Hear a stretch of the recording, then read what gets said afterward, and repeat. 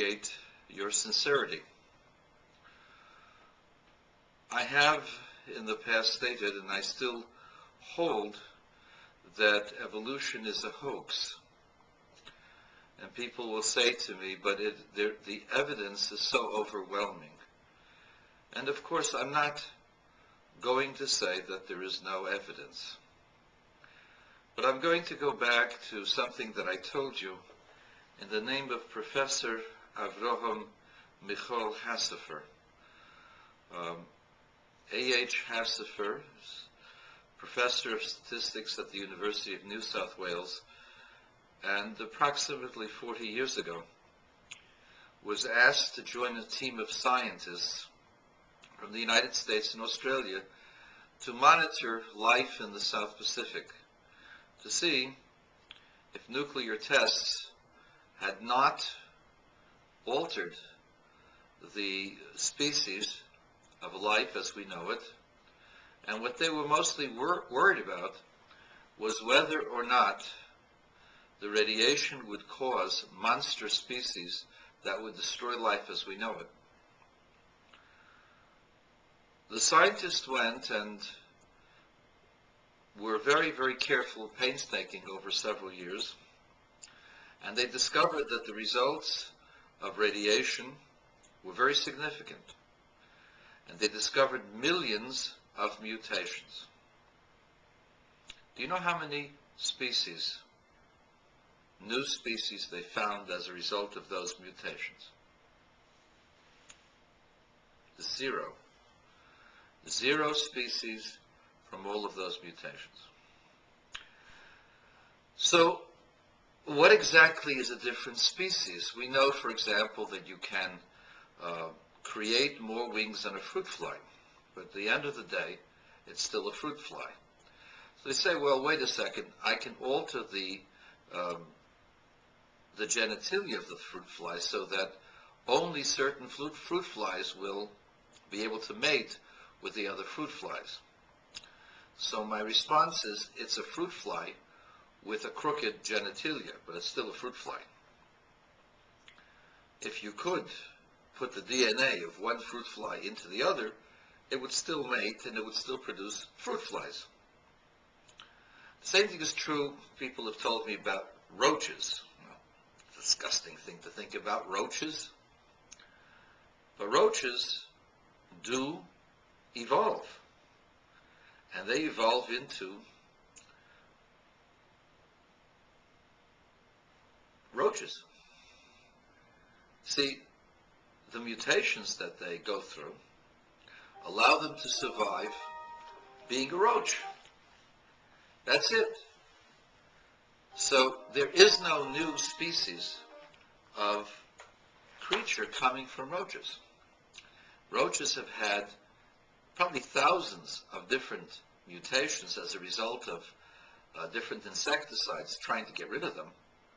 And yet, we don't find 8 legs on a roach, 4 eyes on a roach, maybe a mouth on a roach. A roach is learning how to shoot arrows at the people spritzing at them. No, the roach has learned how to avoid the various types of insecticide that you kill the roaches with. And so my response to the people out there that are trying to convince me that evolution is a fact have a long way to go. Just because you find a fossil record, let me tell you what that fossil record tells me. The fossil record tells me that there was a creature that was buried in the sand. It doesn't tell me anything about whether this was a complete species, not a mixture. For example, if you found a mule, if you found the skeleton of a mule, you would say that this was an evolution between a horse and a donkey. But we know that mules produce no offspring, but they can be made by a mating of mules, of donkeys and horses. And so all of these various creatures that you find buried in the sand, all you know is that there was such a creature. You don't know if it is a creature that came as a result of two different kinds of things mating, or if it was an existence different or separate from the kinds of things that you're studying. You don't know whether it had any offspring and who the offspring were and what they looked like. You just know that there's a skeleton. Yeah, I know that you've discovered all kinds of feathers and all kinds of things. Whether you found them or not, you found fossilized stuff, feathered dinosaurs. And from those feathered dinosaurs, you want to say, well, the birds are those feathered dinosaurs. Either yes or no. There is no real proof that the dinosaur bird became the birds that we have. Oh, but there's a fossil record. The fossil record only indicates that this dinosaur bird existed. There is nothing in the fossil record that says that the chicken came from the dinosaur bird. There's nothing in there that can prove that. And an analogy to that would be if you destroyed all of carbon in this world, and there would be no carbon left, so therefore there would be no bones of animals, no bones of birds, no bones of fish, but you would still have metals.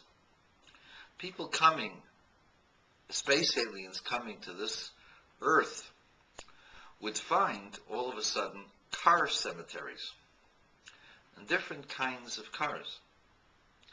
And they would say that we don't understand it, but people on Earth were these interesting metal existences, metal beings, and one metal being evolved into another.